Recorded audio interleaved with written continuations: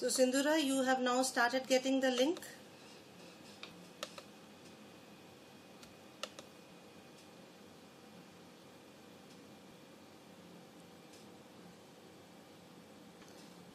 Clear that how you are managing it.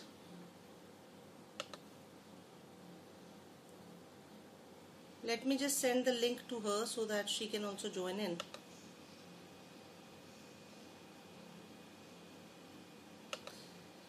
In the meanwhile, let me upload the class. Any questions from the previous classes? Any doubts?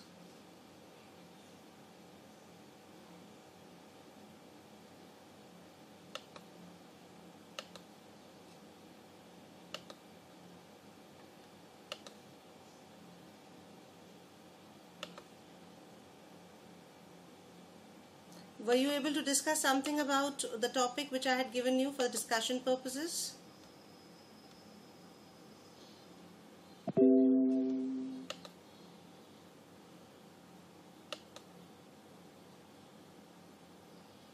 Decision tree, I must explain. Okay. See, Ganesh, as we had discussed in the last class, we had taken an example that supposing I have to make I'm planning to invest in project testing. Now when you decide to test a particular project, you have to spend some amount, isn't it? So in that particular question, if I remember it correctly, rupees 2,40,000 was required to be invested for project testing. Now you have to decide whether you would like to go ahead with this decision of testing and investing rupees 2,40,000, or you do not want to test because 2,40,000 rupees you feel that should not be invested because the project may not be successful.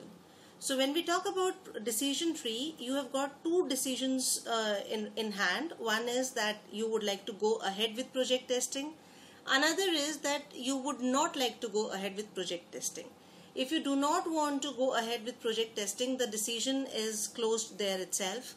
But if you decide to go ahead with project testing, then the next level decision is that it may be successful, right? It may be successful, that the testing may be successful, or the testing may not be successful, right? So if the testing is not successful, in that situation you will have to close it. But there are 50 what is the probability that the testing would be successful? Let us assume it to be 50-50%. There are 50% chances that the testing would be successful. There are 50% chances that the testing would not be successful. You're getting my point? Now if the testing is going to be successful, then further you will have to invest, say, rupees 20 lakhs, right? So then again we take it further. Now if the decision is not successful, if the testing is not successful, the entire investment of 2,40,000 is gone. But if the testing is successful and if you invest again 20 lakh rupees on commercialization of this particular project, you may get, the commercialization may be successful, commercialization may not be successful, right? So this is how you make the decision tree, that on every aspect you will fix in the probability, that what are the chances of success, and using the probability you would be trying to understand whether you should invest in this project testing or not. So if the commercialization is successful, in that situation you would be getting, say, 2 lakh rupees per annum. And if the commercialization is not successful, in that situation you may get, say, rupees 50,000 per annum or something like that. So now we have to find out as to actually whether we want to invest in the project testing or not. So that is how we would be making a decision tree. Is the point getting clear?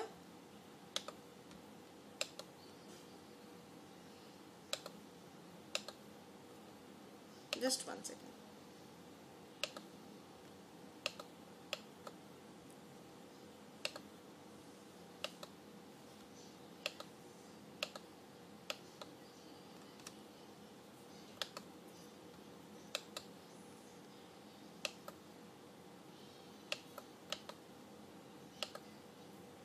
Okay. Now, in the light of previous class practice, yes, what do you want to say?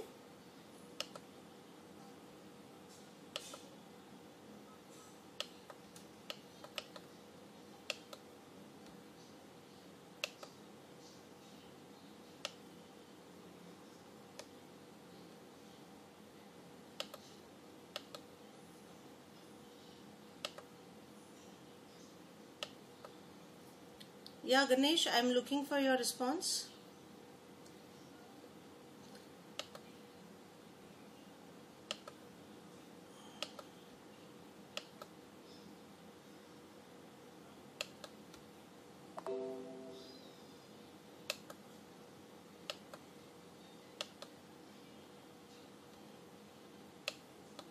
Who decided the success? Is there any fixed formula? No, yeah, there is a fixed formula. You would be starting with the result, that what is going to be the net present value of the inflow and what is the probability of getting that inflow. Compare it with the net present value of the outflow, right? Compare the inflow with the outflow and try to understand whether the project is viable or not. And when you compare the inflows, always use the probability. So that is where the percentage comes, right? Percentages you will have to specify.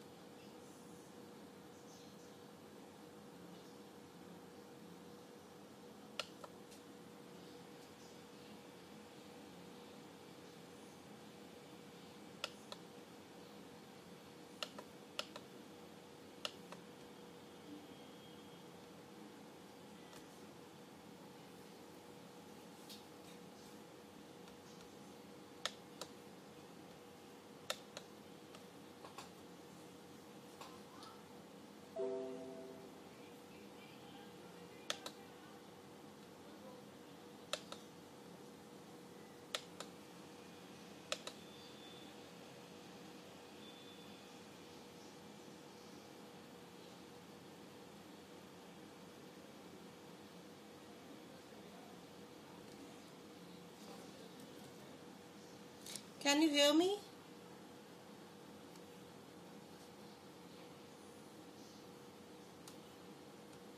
Yeah.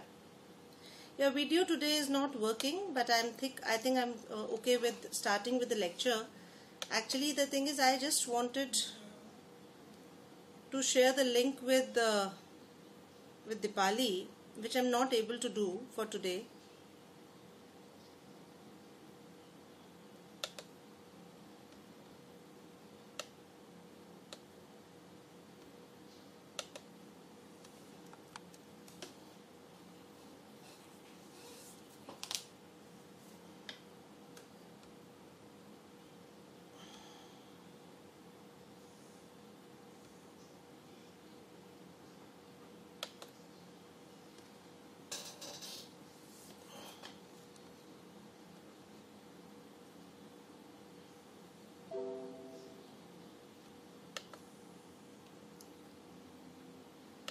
Well, if you can, yes, of course. This is the link. If you can copy it and paste it to and send it to her, I shall be really happy. Thank you so much, Sindhura, for doing this favor.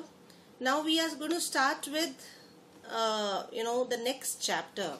And I don't know if this chapter today has taken so much of time to start with. At times it is destiny. I was really trapped up in a bad traffic today.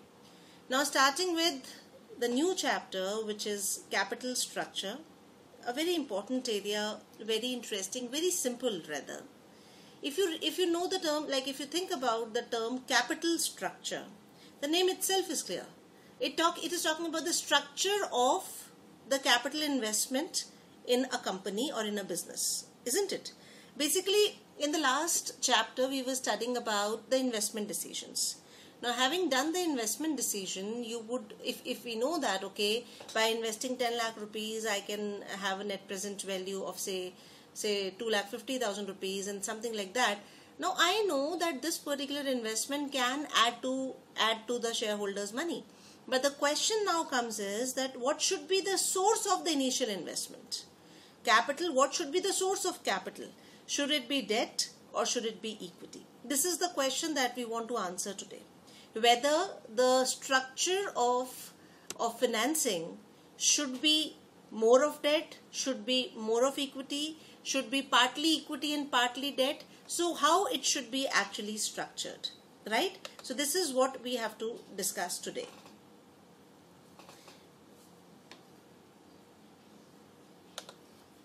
Now coming to the theory part.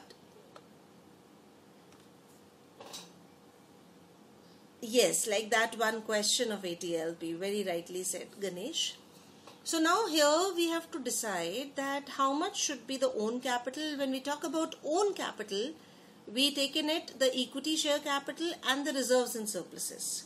You can even take preference shares, but right now we would be keeping the decision only between equity shares and debt. We're not talking about preference shares in this particular chapter. We're assuming all investment from own sources is coming either in form of equity or in form of retained earnings, or it can be from borrowed capital like debentures, loan from banks or from financial institutions, right? So you can have these two, three. So it can be your own money or it can be your borrowed money. These are the primarily two classifications of capital structure. Now, my objective is very clear. It was made very clear to me in the first chapter itself that my objective is shareholders' wealth maximization. How will I maximize the wealth of the shareholders?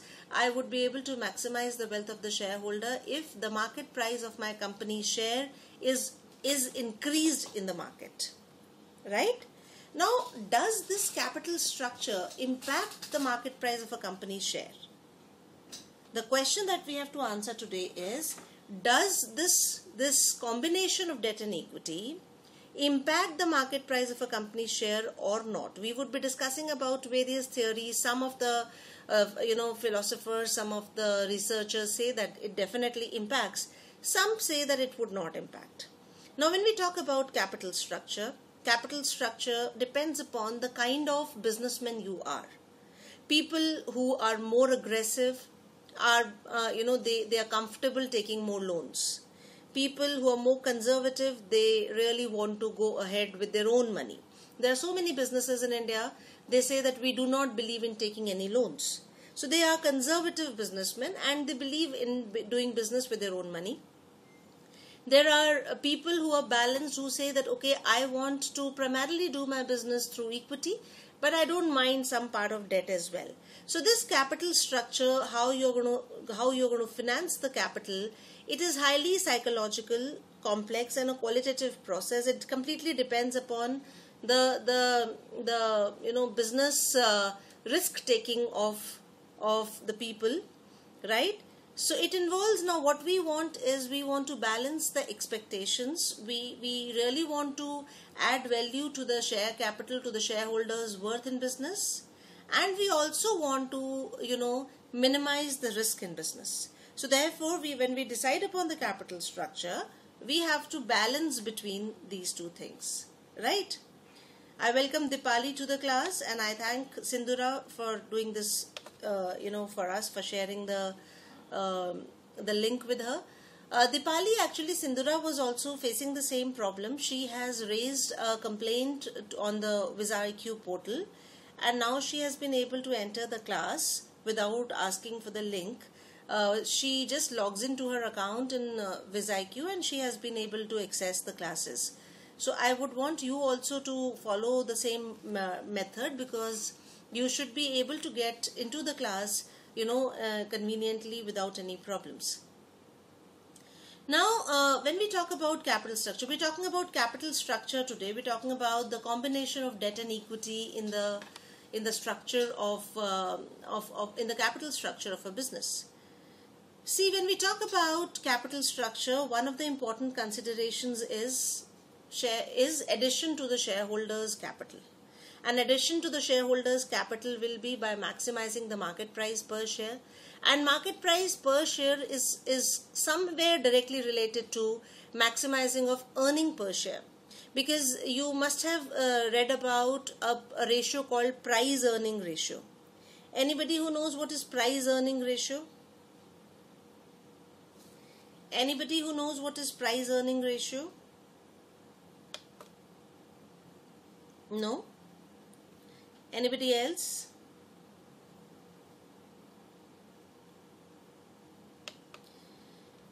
Price earning ratio is the ratio of market price per share. Price here stands for market price per share, and earning here stands for earning per share. So you can calculate the price earning ratio of any business by dividing the market price per share with the earning per share.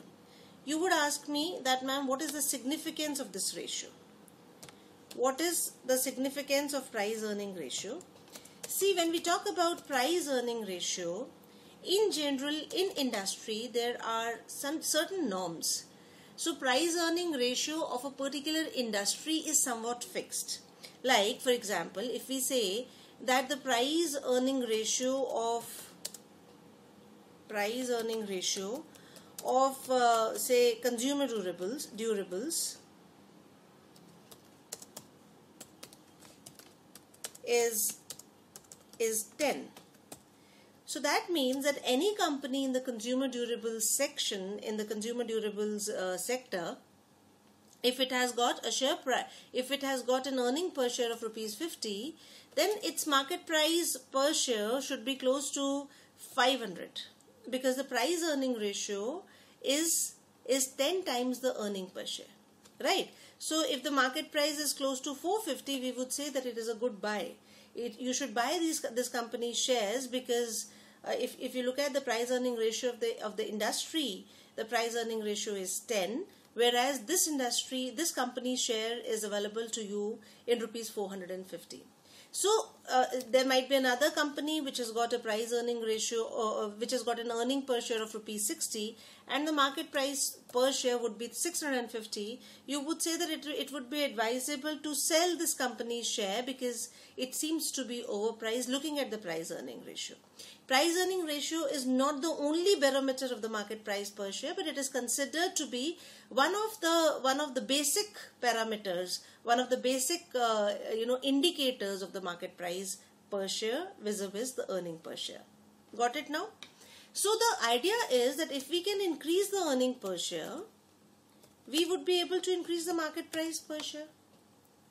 The idea is that if we are able to increase, it is not equal to, but if you can increase earning per share, you would be able to increase the market price per share. Right? So now our objective is, PE is generally, the range is kind of fixed. Fixed in the sense that it is based upon the industry practices, because based upon the industry expectations, it is somewhere fixed, right? It's to some extent it can move between 10 to 20%, but to some extent it is fixed. Now coming to, so if what we want to do, we want to maximize the earning per share, and if we are able to maximize the earning per share, we would be maximize the market price per share. That's how we understand it. Now, second thing is, while we are planning the capital structure, we also want to minimize the cost of capital. It is, as I said, it is one of a very big contributor. It is not the only contributor, but it is one of a very big contributors. Now we go to the next, which is, we also want to minimize the cost of capital. Why do we want to minimize the cost of capital? See, when you were doing the investment decision at that point of time also, what you were doing was, you were discounting your cash inflows. With what? With the cost of capital. You were discounting the cash inflows with the cost of capital, and thereby what you were getting the discounted value of cash inflows. In business, whenever we do valuation, we generally follow the method of discounting the earnings in a particular business with the cost of capital. When we discount the cash flows with the cost of capital, we come to know the value of business. Now, if the cost of capital would be low, definitely the value will be high.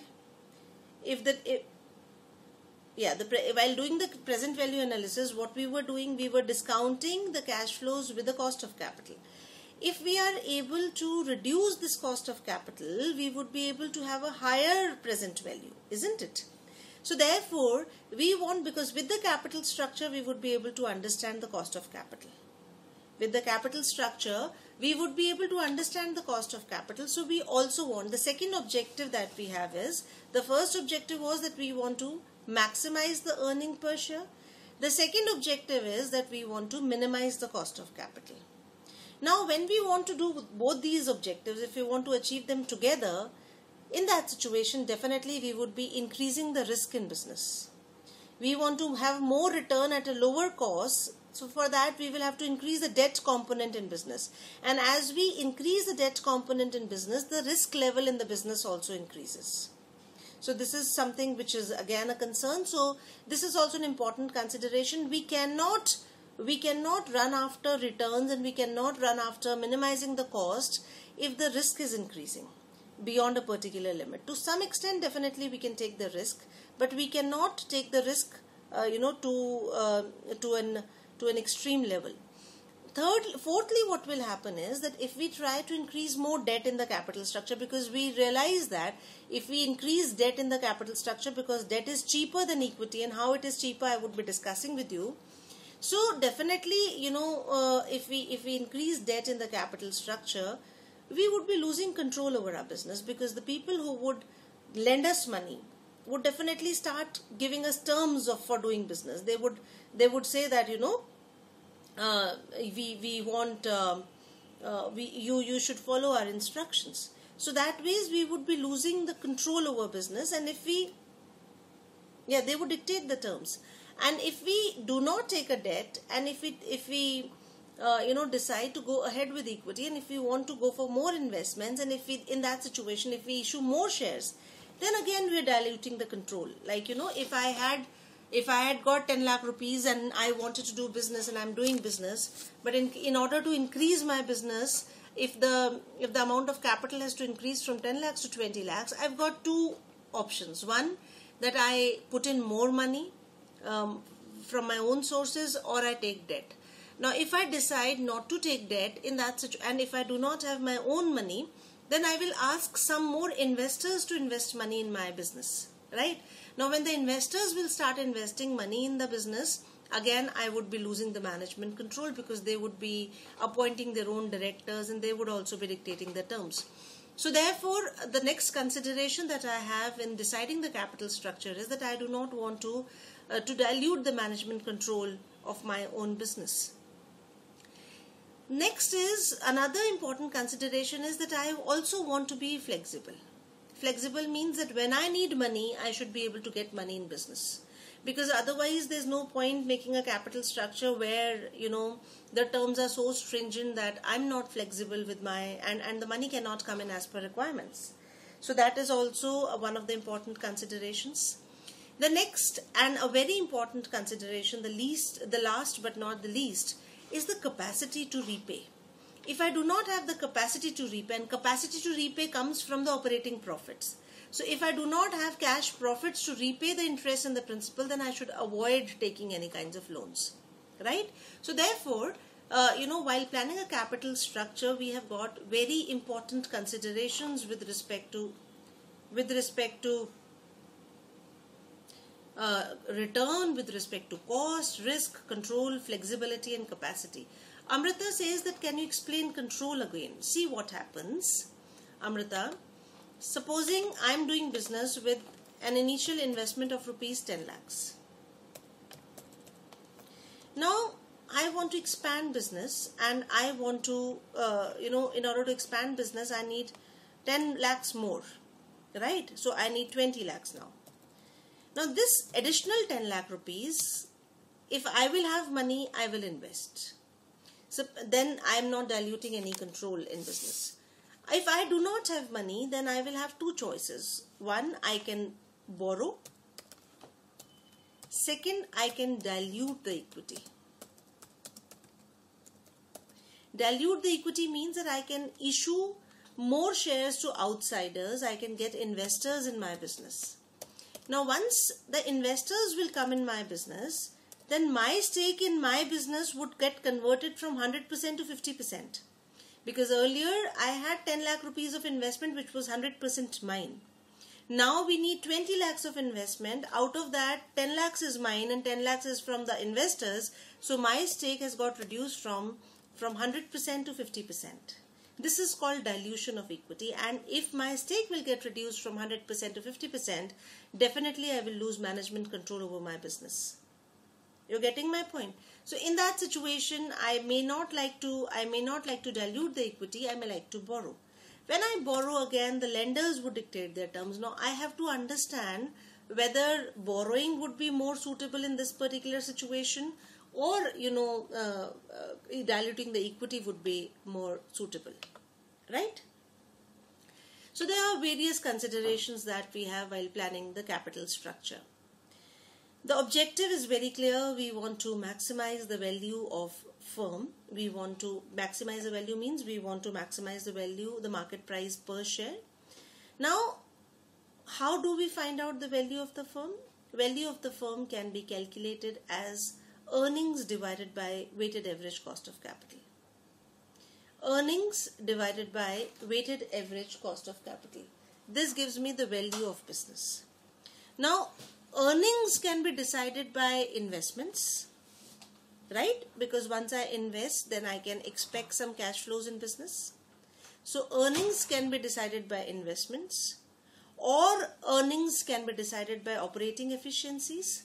Because if you are able to do some cost control, some operational costs, if you are able to control, then also you can increase the earnings in business. But weighted average cost of capital can be reduced by taking a well analyzed capital structure decision. So far as earnings part is concerned, we've already discussed about the investment decision, right? Operating efficiencies, etc., you discuss in the subject called costing. But here, when we're talking about capital structure, our objective is to minimize the weighted average cost of capital, right? So even if the earnings remain the same, if I'm able to reduce the weighted average cost of capital, can I increase the value of my business? That is the question that we have to answer today. Fine with us? Right? So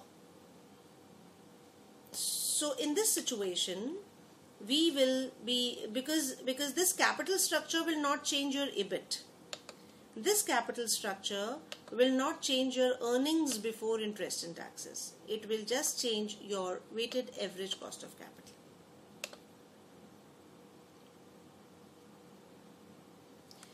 Now, before we go for further analysis, let us look at what is the format of income statement which we are required to prepare. Yeah, Ganesh, what I'm trying to say is that we cannot change earnings before interest and taxes while we're talking about capital structure decision. Though we can change it, by taking a good investment decision. But when we are talking about capital structure decision, we will assume the EBIT remains constant.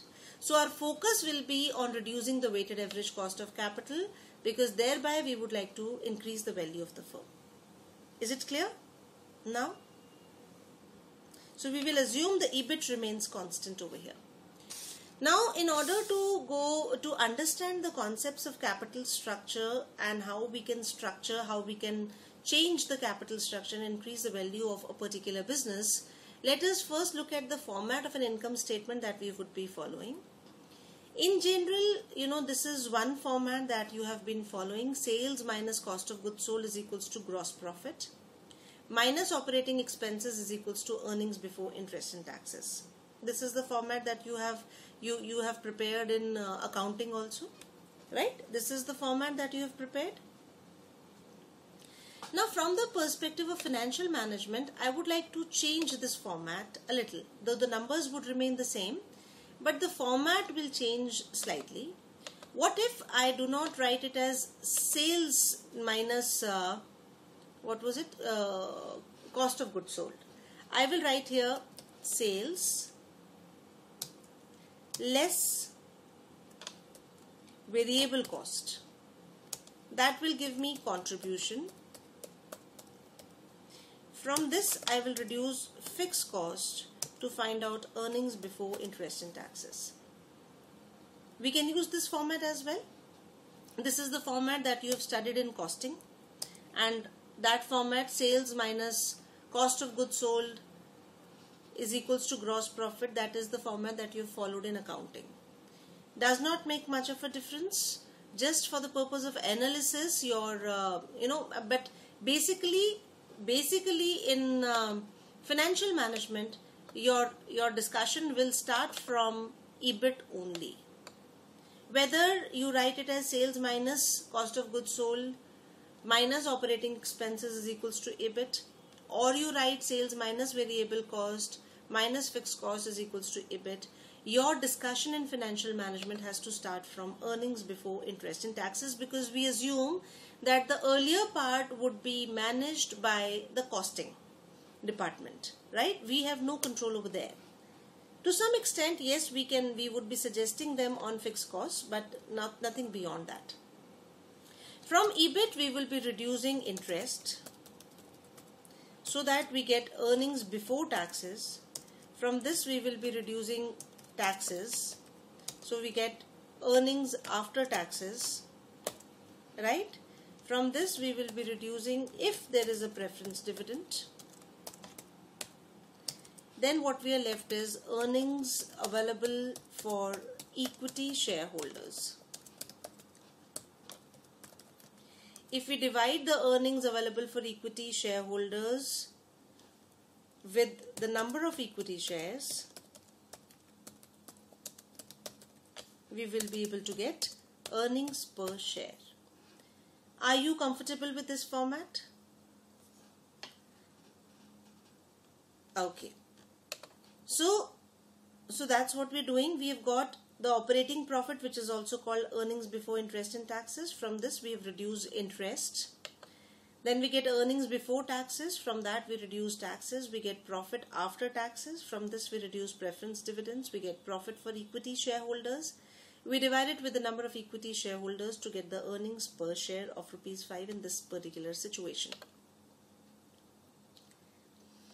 In June 2016 examination, there was a very interesting question using this particular format only. And not a very difficult question, but yes, a question which leads you to think something. Now, what is it? The share capital of Vivan Limited consists of 6,000 equity shares of rupees 100 each. Its average profit is 48,000 and tax rate is 30%. Now, before I go to this particular numbers, let me first take up one practical example to give you, the example which I have also discussed earlier also with you. Assuming the EBIT of a particular company is, say, rupees 1 lakh. And this is an all equity company, so there is no debt. So if there is no debt, then there is no interest liability. So assuming that the capital is funded by only equity and they have invested rupees 1 lakh in this particular business, right? And this 1 lakh has come from say 1,000 equity shares of rupees 100 each. Is it fine with us? So in this particular case, oh, what has happened?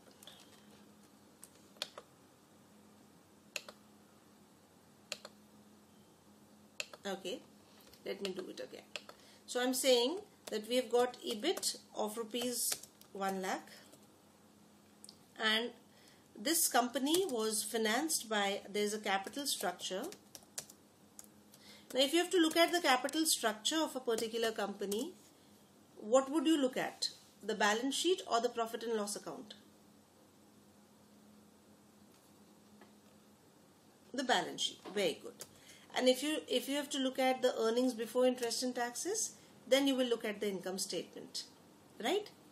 So if the capital structure of a company is 1 lakh rupees divided into equity shares of rupees 100 each, so there are 1000 shares of rupees 100 each. EBIT is rupees 1 lakh. Because there is no interest liability, so we straight away take the tax, assuming it to be at the rate of 50%.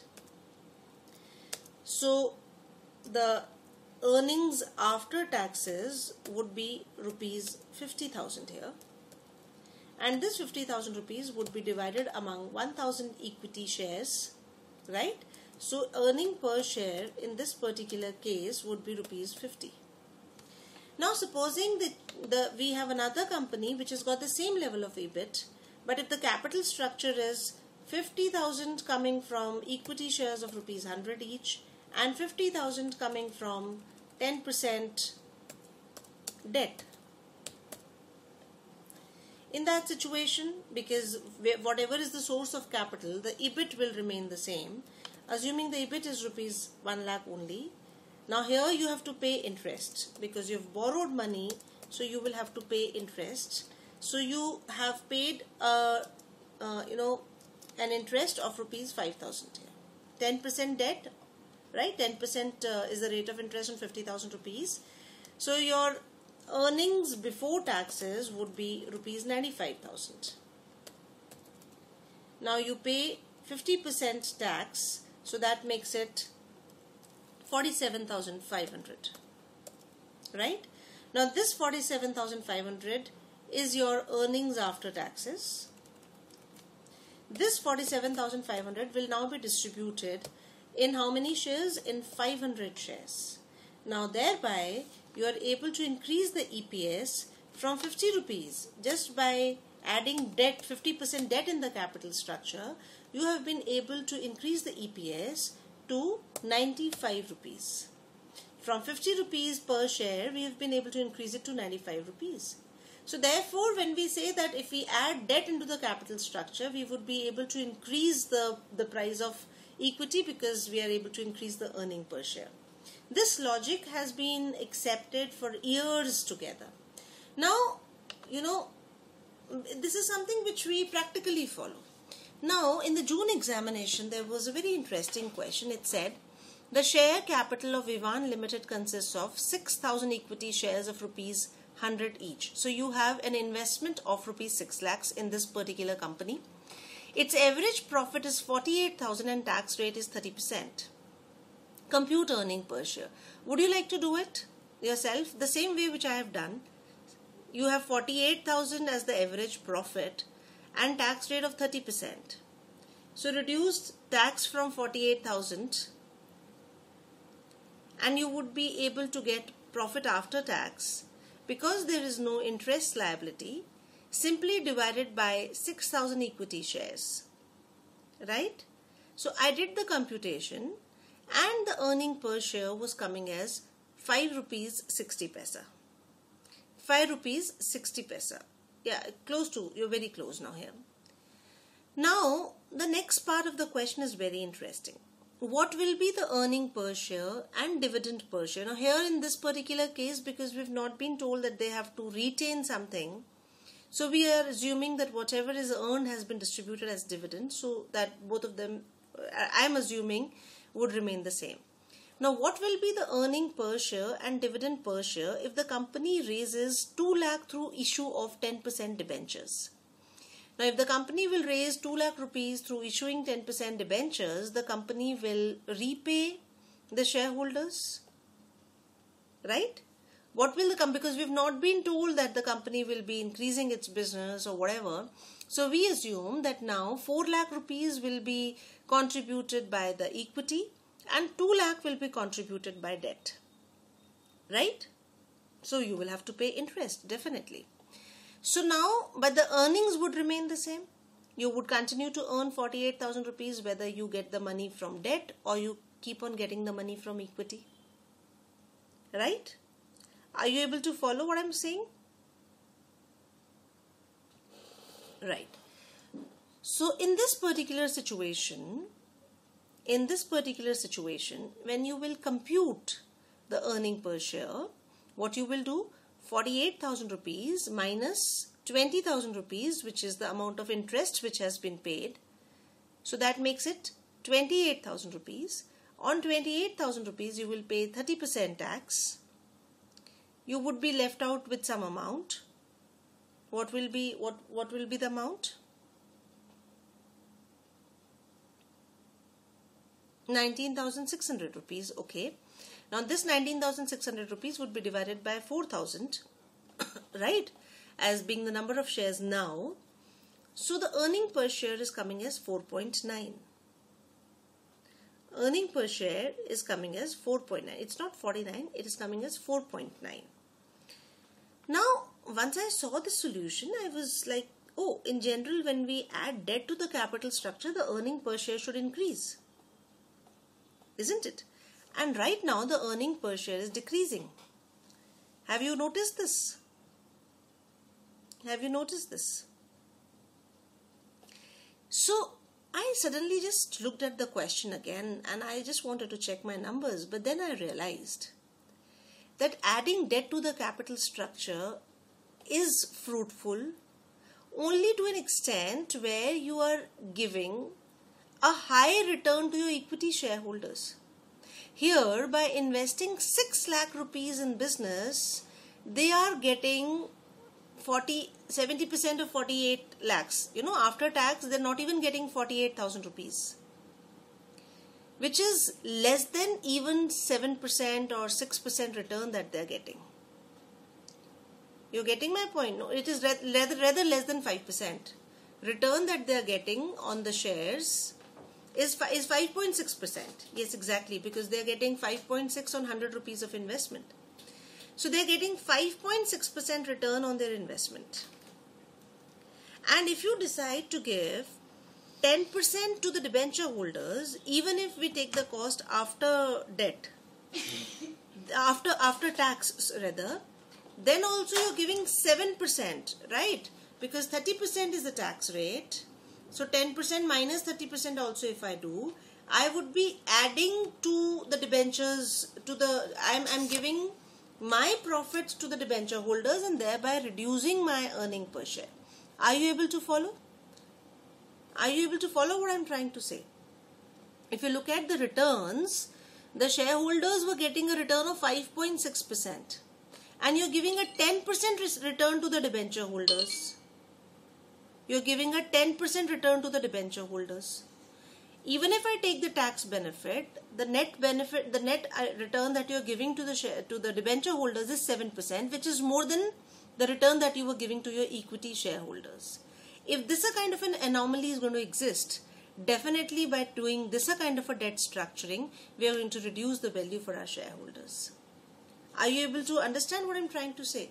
So this was a very interesting question because it gave us a very good insight into to what extent you can and what should be the cost of debt.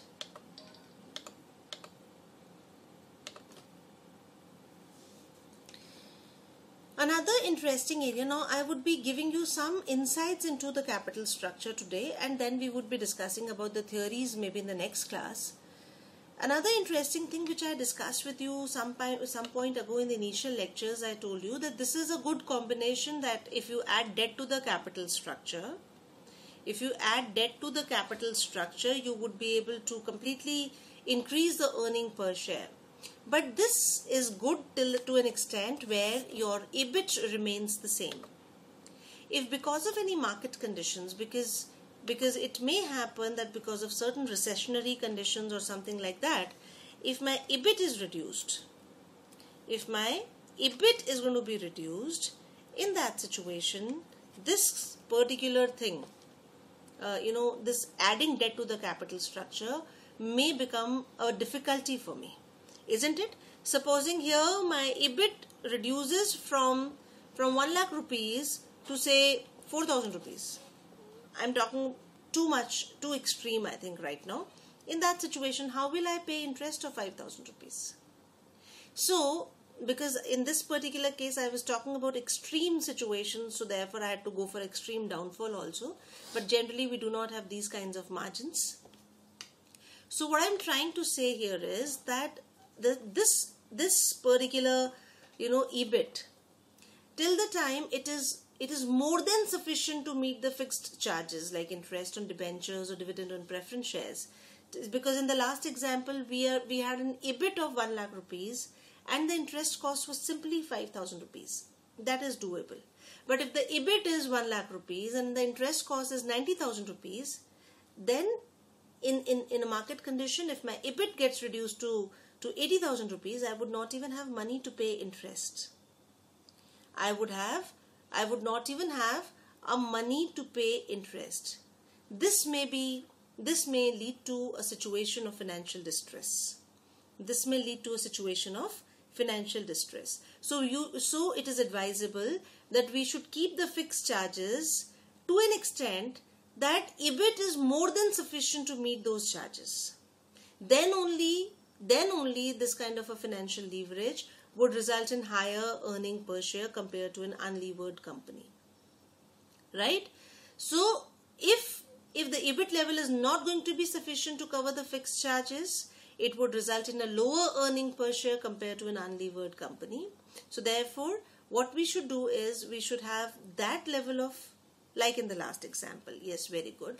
Because in the last example, it was another situation where the cost of debt was comparatively very high. And also a situation where, you had simply 48,000 rupees as earnings before interest and taxes. Out of that, you were paying 20,000 rupees as an interest. Again, that was a very, very risky kind of a situation.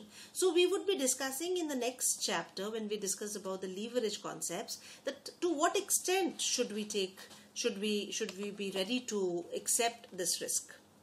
So when we talk about optimal capital structure, now optimal, as I told you, is a very psychological decision. It varies from businessman to businessman.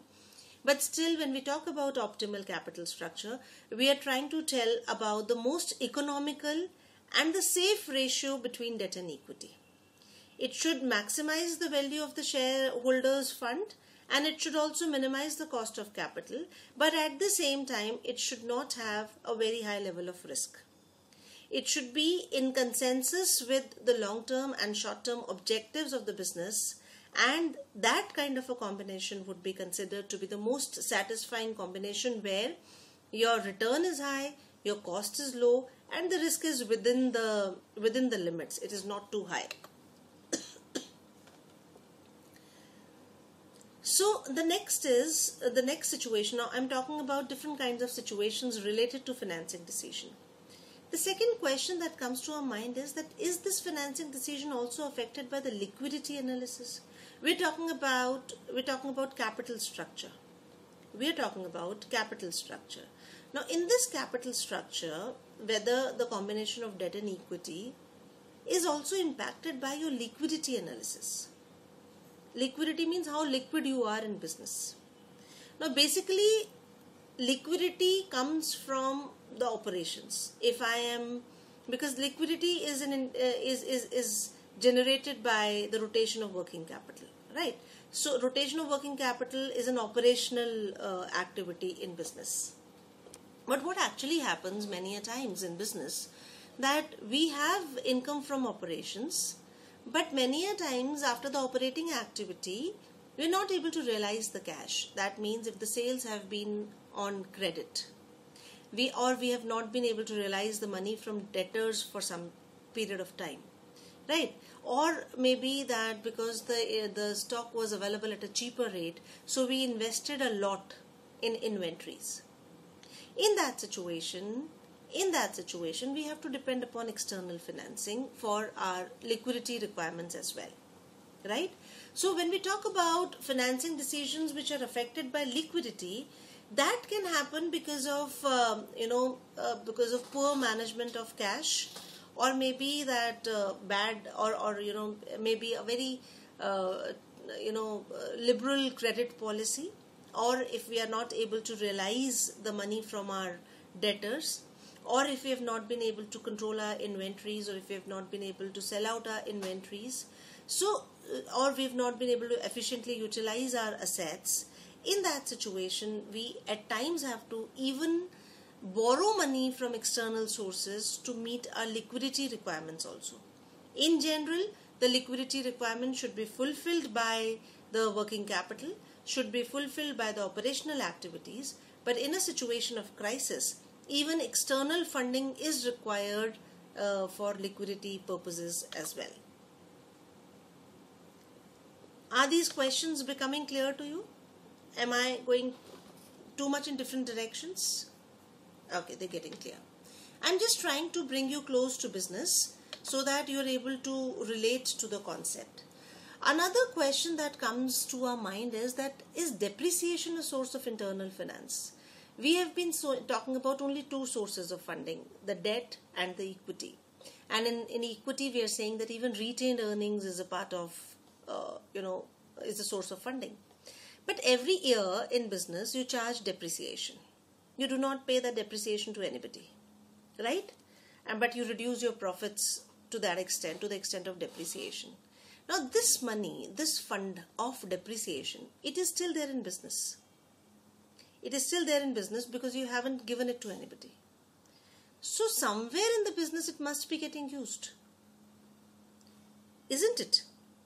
Somewhere in the business, this money must be getting used. You do not park it separately anywhere, right?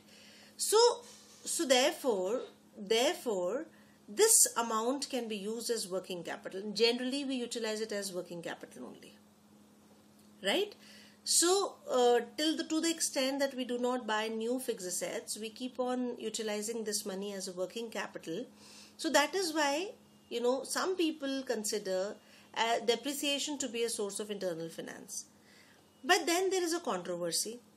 Some people believe that no, depreciation is not a source of funds because you have kept this amount of depreciation to invest in the new fixed assets. So we cannot say that depreciation is a source of funds, right?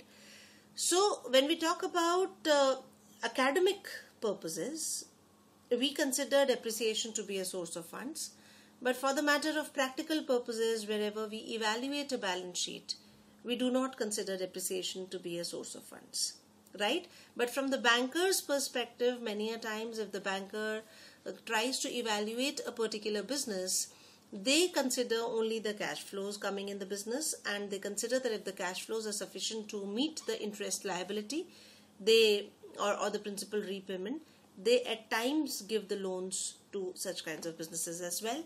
So therefore, depreciation to some extent, academically at least, we consider it to be a source of internal finance. So now, after discussing various aspects of money coming into business, we must try and money being utilized in business, because when we're talking about capital structure provides you money not only for buying fixed assets. It also provides you money for investment in the working capital also, right?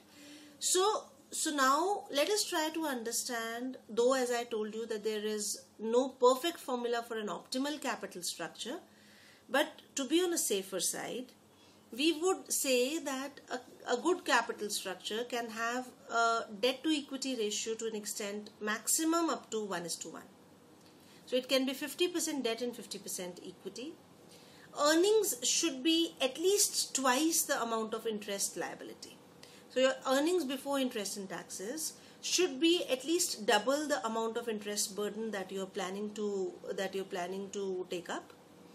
And if the times are really bad, then at least your earnings before interest and taxes should be 1.5 times of your interest liability. Your total debt capital should not be more than 50% of the depreciated value of assets, because in situations of insolvency, you might be required to sell off these assets to repay your loans. So your assets should be more than your debt capital, and the current ratio ideally should be 2:1, and liquidity ratio of 1:1 has to be maintained. If we are able to be close to these ratios, I think we are very close to the sound or an optimal capital structure. But there is no standard formula over here. For different businesses, you can have different capital structures, different ratios as well. So now from the perspective of different businesses, we can have total debt capital not to exceed 50% of your depreciated value of assets. That's what you want to ask, Ganesh? Yep. So see, what I'm trying to say here is that I have taken debt in my capital structure. Okay. Let us try to understand. If I want to do business, I need to invest in equity and I need to invest in debt. Now, assuming the amount of equity is rupees 100 and the amount of debt is rupees 50. Right? So, your capital structure is rupees 150 over here. Now, what did you do with this money? With this money, you purchased some fixed assets, assuming for rupees 50, and you invested some amount in working capital of say rupees 100, and your asset side is also rupees 150. Now, if this is the capital structure, it is not considered to be good. Why? Because supposing your you have a cash crisis kind of a situation, supposing the business is not doing good. In that situation, if you decide to repay your debt by selling off these fixed assets, you might not be able to repay your debt completely, because in the situation of crisis, you're not able to sell the assets at the value. You might also have to pay them. You might also have to sell them in a distress, and in that situation, you might be able to get only rupees 30 or maybe 40 rupees out of it, and that ways you would not be able to repay your debt. So we suggest that the amount of fixed assets should be at least twice the amount of your debt. You got my point? So that would be considered to be an optimal capital structure.